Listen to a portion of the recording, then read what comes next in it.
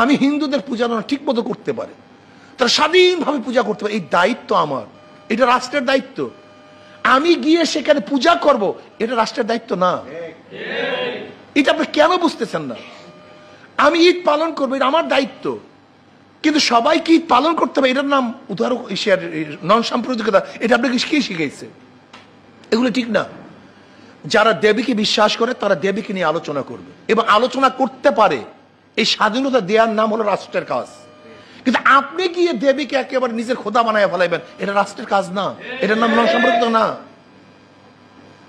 আমি বলতে চাই, একটা মুসলমানদের দেশের মধ্যে সমস্ত বিধর্মীদের তাদের ধর্ম পালন করার সম্পূর্ণ স্বাধীনতা থাকবে, এর নামই স্বাধীনতা।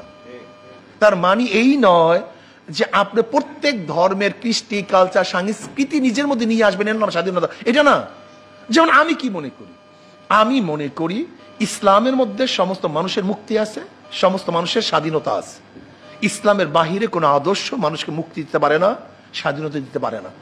আর একটা কথা মনে রাখতে হবে, আমাদের আজকে আমাদের এই সেকুলারদের মধ্যে থাকতে থাকতে আমাদের মেজাজ হয়ে গেছে যে আমরা শুধু দুনিয়া নিয়ে চিন্তা করি, কিন্তু একজন মুসলমানের শুধু দুনিয়া নিয়ে চিন্তা হতে পারে না। আমাদের মূল চিন্তা হলো আখেরাত এবং দুনিয়া, উভয়টাই। আমরা দুনিয়াতে শান্তি চাই, আখেরাতে মুক্তি চাই।